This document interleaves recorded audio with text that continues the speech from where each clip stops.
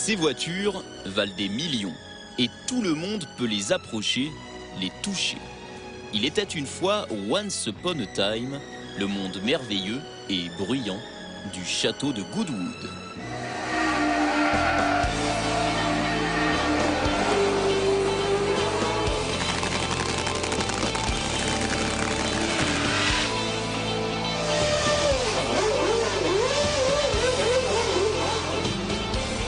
Des voitures de course de toutes les époques, des Formule 1 au milieu de la foule, des pilotes de toutes les générations, des avions, Goodwood est un monde hors du temps, peuplé l'espace d'un week-end par 200 000 spectateurs. Ici, on a la chance d'être tout près de voitures magnifiques. C'est vraiment le lieu où il faut être si vous aimez les voitures et les motos. C'est une super occasion pour s'habiller. C'est comme une énorme fête dans les jardins du Lord. C'est fantastique. C'est tout ce qu'il y a de plus british. Vous devriez venir. 7 h du matin, des milliers de lève-tôt venus camper la veille rejoignent des centaines de voitures qui se garent dans des parkings immenses autour du château. Beaucoup viennent en famille et ne veulent rien rater. Le charme ici, c'est d'être transporté dans le temps. Et c'est un super événement. On a plein d'amis qui viennent. Il y a un bal ce soir. Et puis, bien sûr, il y a beaucoup de voitures formidables. Les rares Français sont soit d'illustres inconnus passionnés, soit des pilotes, comme Henri Pescarolo, quadruple vainqueur des 24 heures du Mans.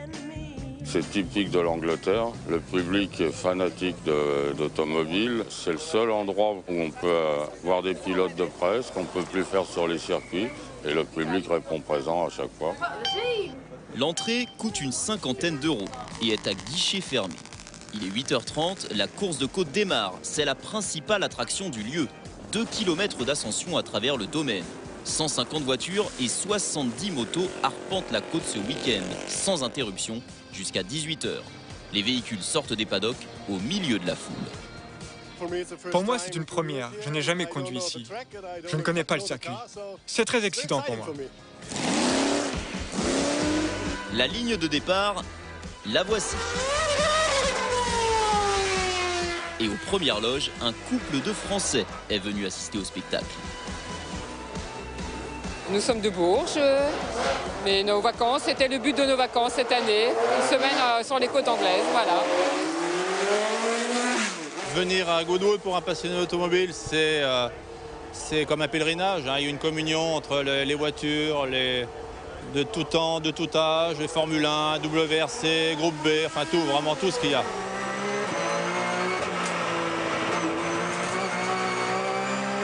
Le record de vitesse a été établi en 1999, 41 secondes. Mais cette course est avant tout un prétexte pour voir rouler toutes sortes de bolides, comme cette voiture improbable ou cette moto. Ou encore cette Chevrolet Chaparral avec un aileron surdimensionné. Mais les plus dangereuses sont sans doute ces caisses à savon. Et cette année, la voiture la plus rapide est une Française, la Peugeot 208 conduite par Sébastien Loeb à Pikes Peak aux États-Unis. 875 chevaux.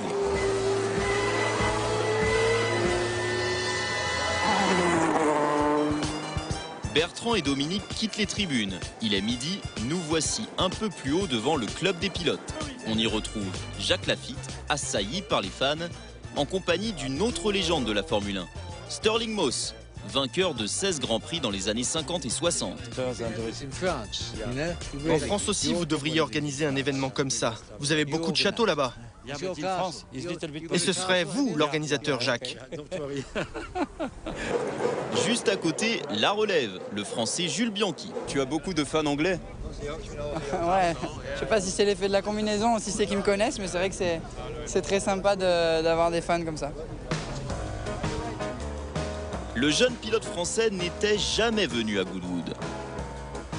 On cherche pas le temps ici, c'est juste le spectacle, c'est du show, donc on va essayer de faire plaisir aux gens, c'est ça qui est important, et en allant le plus vite possible sans prendre de risques.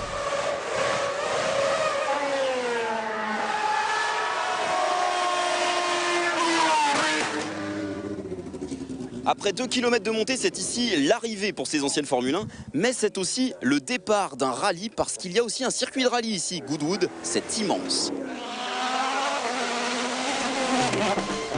Le festival de Goodwood est aussi l'occasion pour les constructeurs de faire rouler leur dernière nouveauté en première mondiale. Jaguar a apporté sa F-Type 7, une monoplace unique, et McLaren a sorti sa supercar P1, qui n'avait jamais roulé en public. Le festival a été créé il y a 20 ans par un très discret lord anglais. Le château lui appartient, son nom, Lord March. Le voici en peinture. Son ami et co-organisateur Doug Nye était là en 1993. À l'époque, en 1993, pour la première édition, on pensait réunir ici 5000 ou 10 000 spectateurs, avec beaucoup de chance. Mais on a finalement vendu 22 500 billets, et le jour J, des gens escaladaient les barrières pour rentrer. En réalité, on n'a aucun chiffre fiable sur le nombre de spectateurs. Goodwood est aussi l'endroit idéal pour une vente aux enchères. Il est 16 h, on ne le sait pas encore, mais on assiste à la plus importante vente automobile de tous les temps. Souvenez-vous, la Ferrari bleue de John Lennon, elle est partie à 375 000 €. Et voici la Mercedes F1 au volant de laquelle Juan Manuel Fangio fut sacré champion du monde en 1954 et 1955. Cette voiture affole la salle. 16 millions à ma gauche, 17 millions. Au premier rang, Sterling Moss, le coéquipier de Fangio en 1955. 20 millions, enchère au centre, 20 500 000, 20 millions et demi une fois, 20 millions et demi deux fois, adjugé 20 500 000 € au téléphone. Avec les frais, le total grimpe à 22 500 000 €. Il est 19 h, le soleil se couche sur Goodwood. Ce groupe de Savoyards profite des lieux jusqu'au dernier moment.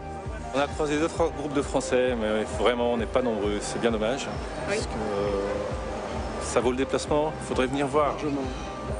Le festival de la vitesse de Goodwood a rassemblé cette année 196 000 spectateurs exactement. Et ils sont chaque année de plus en plus nombreux.